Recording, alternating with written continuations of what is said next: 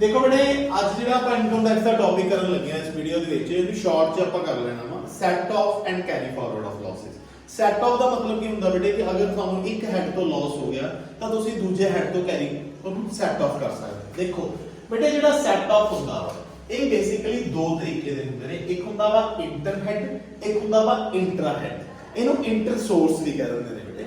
ਉਹ ਹੁੰਦਾ ਕੀ ਆ ਦੇਖੋ ਪਹਿਲਾਂ ਮੈਂ ਤੁਹਾਨੂੰ ਦੱਸੂਗਾ ਇੰਟਰ ਹੈਡ। ਜਿੱਦਾਂ ਫॉर ਐਗਜ਼ਾਮਪਲ ਇਹਦੇ ਚ ਕੀ ਹੁੰਦਾ ਇੱਕ ਹੈਡ ਦਾ ਲਾਸ ਜਦੋਂ ਤੁਸੀਂ ਦੂਸਰੇ ਹੈਡ ਦੇ ਪ੍ਰੋਫਿਟ ਚੋਂ ਸੈਟ ਆਫ ਕਰਦੇ ਹੋ ਉਹਨੂੰ ਇੰਟਰ ਹੈਡ ਕਿਹਾ ਜਾਂਦਾ। ਫॉर ਐਗਜ਼ਾਮਪਲ ਮੈਨੂੰ ਬਿਜ਼ਨਸ ਐਂਡ ਪ੍ਰੋਫੈਸ਼ਨ ਚ ਲਾਸ ਹੋਇਆ, ਉਹਦਾ ਲਾਸ ਜਦੋਂ ਮੈਂ ਸੈਟ ਆਫ ਕਰਦਾ ਪਿਆ ਆਪਣੀ ਹਾਊਸ ਪ੍ਰਾਪਰਟੀ ਦੀ ਪ੍ਰੋਫਿਟ ਦੇ ਵਿੱਚੋਂ ਉਹਨੂੰ ਕਿਹਾ ਦਿੱਤਾ ਜਾਂਦਾ ਵਾ ਇੰਟਰ ਹੈਡ। ਇੰਟਰਾ ਹੈਡ ਕੀ ਹੁੰਦਾ ਬੇਟੇ? ਇੰਟਰਾ ਹੈਡ ਹੁੰਦਾ ਮੇਰੇ ਕੋਲ ਸੇਮ ਹੈਡ ਆ, ਉਹਦੇ ਅੰਦਰ ਮੇਰੇ ਡਿਫਰੈਂਟ ਸੋਰਸ ਨੇ, ਇੱਕ ਸੋਰਸ ਦਾ ਲਾਸ ਜਦੋਂ ਮੈਂ ਦੂਜੇ ਸੋਰਸ ਦੇ ਪ੍ਰੋਫਿਟ ਤੋਂ ਸੈਟ ਆਫ ਕਰਦਾ ਵਾਂ ਉਹਨੂੰ ਇੰਟਰ ਸੋਰਸ ਜਾਂ ਇੰਟਰਾ ਹੈਡ ਕਿਹਾ ਜਾਂਦਾ। ਐਗਜ਼ਾਮਪਲੀਫਾਈ ਕਰਦਾ ਜਿੱਦਾਂ ਮੇਰੇ ਕੋਲ ਬਿਜ਼ਨਸ ਐਂਡ ਪ੍ਰੋਫੈਸ਼ਨ ਹੈ, ਮੇਰਾ ਇੱਕ ਹੈਡ ਆ, ਉਹਦੇ ਅੰਦਰ ਮੇਰੇ ਕੋਲ ਤਿੰਨ ਬਿਜ਼ਨਸ ਨੇ, source 1, source 2, source 3। Same business ਪਹਿਲੇ ਚ ਮੈਨੂੰ ਲਾਸ ਹੋ ਗਿਆ, ਉਹਦਾ ਲਾਸ ਮੈਂ ਆਪਣੇ ਦੂਜੇ ਬਿਜ਼ਨਸ ਜਾਂ ਤੀਜੇ ਬਿਜ਼ਨਸ ਦੇ ਪ੍ਰੋਫਿਟ ਚੋਂ ਜਦੋਂ ਸੈਟ ਆਫ ਕਰਦਾ ਵਾਂ ਉਹਨੂੰ ਕਹਿੰਦੇ ਨੇ ਇੰਟਰ ਸੋਰਸ ਜਾਂ ਇੰਟਰਾ ਹੈਡ। ਕਹਿਣ ਦਾ ਮਤਲਬ ਇਹਨੂੰ ਆਪਾਂ ਇਦਾਂ ਕਹਿ ਸਕਦੇ ਆ ਅਗਰ ਆਪਾਂ ਸੇਮ ਪਰਿਵਾਰ ਦੇ ਵਿੱਚ ਇੱਕ ਦੂਜੇ ਨਾਲ ਐਡਜਸਟਮੈਂਟ ਕਰਦੇ ਆ ਉਹਨੂੰ ਕਹਿੰਦੇ ਨੇ ਇੰਟਰ ਸੋਰਸ ਜਾਂ ਇੰਟਰਾ ਹੈਡ। ਜਦੋਂ ਆਪਾਂ ਕਹਿ ਸਕਦੇ ਆ ਆਪਣੇ ਚਾਚੇ ਮਾਮੇ ਤਾਇਆ ਦੀ ਹੈਲਪ ਲੈ ਰਹੇ ਆ, ਨਾਲ ਦੇ ਗੁਆਂਢੀਆਂ ਦੀ ਹੈਲਪ ਲੈ ਰਹੇ ਆ, ਉਹਨੂੰ ਇੱਕ ਤਰ੍ਹਾਂ ਨਾਲ ਕੀ ਕਹਿ ਦਿੱਤਾ ਜਾਂਦਾ ਇੰਟਰ ਹੈਡ ਕਹਿ ਦਿੱਤਾ ਜਾਂਦਾ। ਠੀਕ ਹੈ ਨਾ। ਹੁਣ ਆਪਾਂ ਇਹਦੀਆਂ ਕੁਝ ਐਕਸੈਪਸ਼ਨਸ ਕਰਦੇ ਆ ਬੇਟੇ। ਇੰਟਰਾ ਹੈਡ ਤੇ ਇੰਟਰ ਹੈਡ ਦੀਆਂ ਕੁਝ ਕਾਮਨ ਐਕਸੈਪਸ਼ਨਸ ਆ ਜਿੱਥੇ ਇਹ ਰੂਲ ਨਹੀਂ ਲੱਗਦਾ। ਜਿੱਦਾਂ ਸਪੈਕੂਲੇਸ਼ਨ ਲਾਸ ਬੇਟੇ ਇੱਕ ਬਿਜ਼ਨਸ ਲਾਸ ਹੁੰਦਾ ਵਾ ਕੁਝ ਖਾਸ ਤਰ੍ਹਾਂ ਦਾ। ਇਹ ਲਾਸ ਆ ਜਿਹੜਾ ਨਾ ਸੇਮ ਹੈਡ ਦੇ ਅੰਦਰ ਸੈਟ ਆਫ ਹੁੰਦਾ ਵਾ ਨਾ ਹੀ ਕਿਸੇ ਦੂਜੇ ਹੈਡ ਦੇ ਅੰਦਰ ਹੁੰਦਾ ਵਾ। ਕਹਿਣ ਦਾ ਮਤਲਬ ਨਾ ਇਹ ਇੰਟਰਾ ਹੈਡ ਹੁੰਦਾ ਨਾ ਹੀ ਇਹ ਇੰਟਰ ਹੈਡ। ਉਸੇ ਤਰ੍ਹਾਂ loss on the maintenance of horse races ਤੇ ਵੀ ਅਗਰ ਹੁੰਦਾ ਵਾ ਇਹ ਅਦਰ ਸੋਰਸਸ ਹੈਡ ਦੇ ਅੰਦਰ ਆਉਂਦੀ ਆ, ਨਾ ਇਹ ਸੇਮ ਹੈਡ ਚ ਹੋਵੇ ਨਾ ਹੀ ਇਹ ਕਿਸੇ ਦੂਜੇ ਹੈਡ ਚ ਹੁੰਦਾ ਵਾ।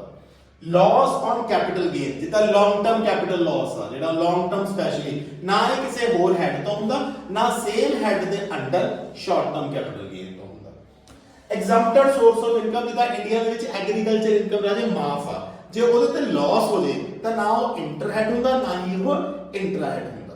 ਤੀਜਾ ਕੈਜੂਅਲ ਇਨਕਮ ਲਾਸ ਜਿੱਦਾਂ ਕੋਈ ਲੋਟਰੀ ਵਗੈਰਾ ਤੇ ਜਿਹੜਾ ਸਾਨੂੰ ਲਾਸ ਹੋਇਆ ਨਾ ਹੀ ਉਹ ਇੰਟਰ ਹੈਡ ਹੋਵੇ ਨਾ ਹੀ ਉਹ ਇੰਟਰਾ ਹੈਡ ਹੋਵੇ। ਇਹ ਜਿਹੜਾ ਬਿਜ਼ਨਸ ਐਂਡ ਪ੍ਰੋਫੈਸ਼ਨ ਚ ਆਉਂਦਾ ਵਾ ਸਪੈਕੂਲੇਸ਼ਨ ਲਾਸ, ਹੋਰਸ ਰੇਸਿਸ ਦਾ ਅਦਰ ਸੋਰਸਸ, ਕੈਪੀਟਲ ਗੇਨ ਦਾ loss, capital gain, exempted income ਦਾ ਲਾਸ, ਆਪਣਾ ਐਗਜ਼ੈਂਪਟਡ ਹੁੰਦਾ, ਕੈਜੂਅਲ ਇਨਕਮ ਦਾ ਲਾਸ ਜਿਹੜਾ ਹੁੰਦਾ ਉਹ ਅਦਰ ਸੋਰਸਸ ਆ। ਇਹ ਬੜੇ ਕਾਮਨ ਨੇ।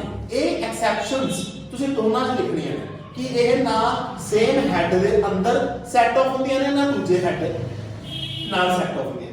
ਇਹ ਹੈਗੀਆਂ ਨੇ ਇਕੱਲੀਆਂ ਇੰਟਰ ਹੈਡ ਦੀਆਂ। ਜਿੱਦਾਂ ਸੈਲਰੀ ਦਾ ਲਾਸ ਤੁਸੀਂ ਬਿਜ਼ਨਸ ਐਂਡ ਪ੍ਰੋਫੈਸ਼ਨ ਚੋਂ ਨਹੀਂ ਕਰ ਸਕਦੇ।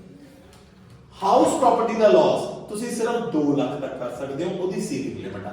ਇਹ ਬੇਟੇ ਦੋ ਨੇ ਜਿਹੜੀਆਂ 2 + 5 7 ਹੋ ਗਈਆਂ ਇੰਟਰ ਦੀਆਂ ਤੇ 5 ਹੋ ਗਈਆਂ ਇੰਟਰਾ ਦੀਆਂ। ਇਹ ਤਾਂ ਤੁਸੀਂ ਦੋਨੋਂ ਪਾਸੇ ਲਿਖਣੀਆਂ ਨੇ 5।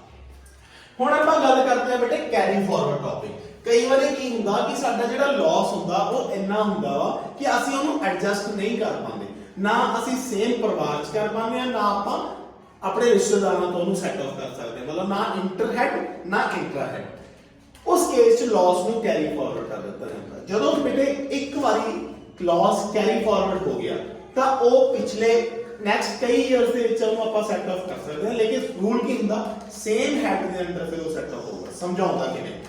ਨਾਨ ਸਪੈਕੂਲੇਸ਼ਨ ਬਿਜ਼ਨਸ ਲਾਸ ਹੈ ਜਿਹੜਾ ਮਤਲਬ ਆਮ ਬਿਜ਼ਨਸ ਦਾ ਲਾਸ 8 ਸਾਲਾਂ ਤੱਕ ਤੁਸੀਂ ਅੱਗੇ ਲੈ ਕੇ ਜਾ ਸਕਦੇ ਹੋ, ਬਟ ਇਹਦੀ ਸ਼ਰਤ ਕੀ ਆ ਫਿਰ ਇਹ ਬਿਜ਼ਨਸ ਐਂਡ ਪ੍ਰੋਫੈਸ਼ਨ ਚੋਂ ਹੀ ਸੈਟ ਆਫ ਹੋਊਗਾ।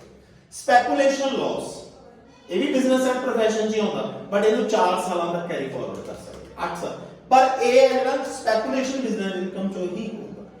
ਉਸ ਤੋਂ ਬਾਅਦ ਹੁੰਦਾ ਜੀ ਹਾਊਸ ਪ੍ਰਾਪਰਟੀ ਦਾ ਲਾਸ। ਇਹਨੂੰ ਵੀ ਤੁਸੀਂ 8 ਸਾਲਾਂ ਤੱਕ ਕੈਰੀ ਫਾਰਵਰਡ ਕਰ ਸਕਦੇ ਹੋ, ਬਟ ਇਹਦਾ ਲਾਸ ਫਿਰ ਅੱਗੇ ਸੈਟ ਆਫ ਕਿੱਥੋਂ ਹੋਊਗਾ? ਹਾਊਸ ਪ੍ਰਾਪਰਟੀ ਦੀ ਇਨਕਮ ਚੋਂ। ਉਸ ਤੋਂ ਬਾਅਦ ਹੁੰਦਾ ਜੀ ਕੈਪੀਟਲ ਗੇਨ। ਇਹਨੂੰ ਵੀ 8 ਸਾਲਾਂ ਤੱਕ ਕਰ ਸਕਦੇ, ਲੇਕਿਨ ਜਿਹੜਾ ਲੌਂਗ ਟਰਮ ਕੈਪੀਟਲ ਲਾਸ ਆ ਉਹ ਲੌਂਗ ਟਰਮ ਚੋਂ ਹੀ ਹੋਊਗਾ, ਜਿਹੜਾ ਸ਼ਾਰਟ ਟਰਮ ਆ ਉਹ short term as well as long term ਚੋਂ ਹੋ ਸਕਦਾ। ਉਸ ਤੋਂ ਬਾਅਦ ਆਉਂਦਾ ਜੀ ਹੋਰਸ ਰੇਸਿਸ ਦੀ ਮੇਨਟੇਨੈਂਸ 4 ਸਾਲ, ਕੈਜੂਅਲ ਇਨਕਮ ਆਫ 4 ਸਾਲ, ਬਟ ਇਹ ਸੇਮ ਤਰ੍ਹਾਂ ਦੇ ਹੀ ਇਨਕਮ ਚੋਂ ਸੈਟ ਆਫ ਹੋਣਗੇ।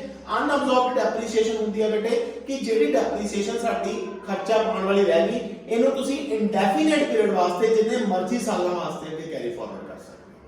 ਮੈਂ ਬਾਰ-ਬਾਰ ਤੁਹਾਨੂੰ ਇੱਕ ਚੀਜ਼ ਦੱਸਣਾ ਚਾਹੁੰਦਾ, ਆ ਜਿਹੜੇ ਮੈਂ ਐਕਸੈਪਸ਼ਨਸ ਕਰਾਈਆਂ ਨੇ ਇਹ ਇਦਾਂ ਦੇ ਲਾਸ ਹੁੰਦੇ ਨੇ ਕਿ ਇਹ ਉਸੇ ਤਰ੍ਹਾਂ ਦੀ ਇਨਕਮ ਦੇ ਵਿੱਚੋਂ ਹੀ ਸੈਟ ਅਪ ਹੋਣੇ, ਕਿਸੇ ਹੋਰ ਹੈਡ ਦੇ ਅੰਦਰ ਜਾਂ ਕਿਸੇ ਹੋਰ ਹੈਡ ਦੇ ਨਾਲ ਇਹ ਸੈਟ ਆਫ ਨਹੀਂ ਹੋ ਸਕਦਾ।